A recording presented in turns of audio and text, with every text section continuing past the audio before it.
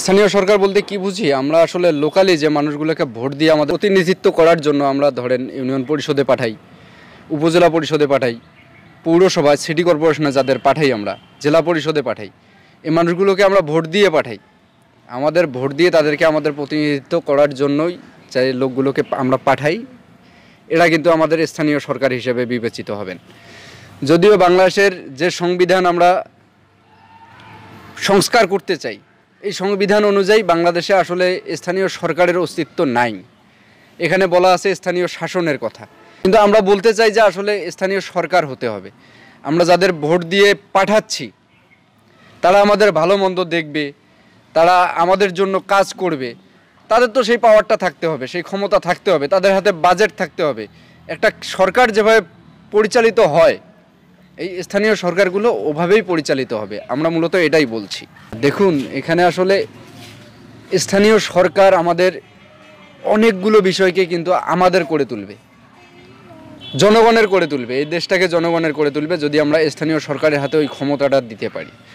আপনি একবার চিন্তা করে দেখেন, গত বছর বাংলাদেশ থেকে ভ্যাট সংগ্রহ করা হয়েছিল 1,26,000 কোটি টাকা, যেটা এই বছর আওয়ামী সরকারের টার্গেট ছিল 2.5 লক্ষ কোটি টাকা।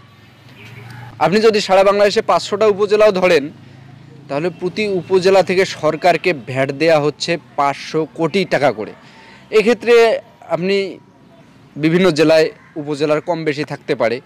আবার আপনি জেলার হিসাব যদি করেন, তাহলে কুড়িগ্রাম জেলা আর মাদারীপুর জেলা, এটা কিন্তু আয়তনও সমান না, মানুষও সমান না, এখানে ভ্যাটের ব্যাপারটা কিন্তু সমান হচ্ছে না। তার কারণে আপনি উপজেলার হিসাব করতে গেলে কুড়িগ্রামের হিসাব যদি আপনি করেন, তো নাগেশ্বরী উপজেলা, উলিপুর উপজেলা আর রাজীবপুর উপজেলা কিন্তু সমান না।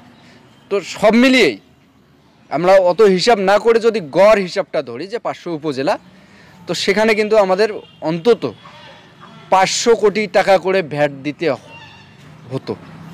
তো এই টাকাটা খরচ হবে কোথায়? আমরা নাগেশ্বরীর মানুষ যদি দাবি করি আমি যে ভ্যাট দিচ্ছি সে টাকাটা আমার উন্নয়নে ব্যয় হোক, এটাতে তো দোষের কিছু নেই। আমরা এটাই দাবি করছি যে স্থানীয় সরকারের হাতে ক্ষমতা দিতে হবে। স্থানীয় সরকারকে আসলে এই যে এমপি এসে খবরদারি করবে, ডিসি খবরদারি করবে, টিওনো খবরদারি করবে বা থানার পুলিশ খবরদারি করবে, এটা পারবে না। বরঞ্চ থানা, পুলিশ, টিওনো যারা আছে তারা স্থানীয় সরকারের আওতায় কাজ করবে।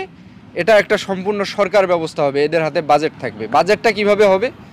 এই যে 500 কোটি টাকা, এই 500 কোটি টাকা যদি ফেরত দেওয়া হয় স্থানীয় সরকারের হাতে, সরকার বাকি টাকাগুলো নিয়ে নিক, আপনার হাটের খাজনা, ঘাটের খাজনা, জমির খাজনা, ইনকাম ট্যাক্স, বাদ বাকি যত ধরনের ট্যাক্স আছে নিয়ে নিক, শুধু যদি ভ্যালু অ্যাডেড ট্যাক্স যেটা ভ্যাট, সেটা যদি ফেরত দেয়, তাহলে কিন্তু এই স্থানীয় সরকারগুলো নিজেদের মতো নিজেদের এলাকাকে পরিচালিত করতে পারে। 500 কোটি টাকা যদি এক বছরে এক এলাকার মানুষ ভোট দেয়, তাহলে ওই উপজেলায় আপনি চিন্তা করে দেখতে পারেন, এক বছরে 100 কোটি টাকার ইন্ডাস্ট্রি 5টা করা সম্ভব এবং 5 বছরে 25টা।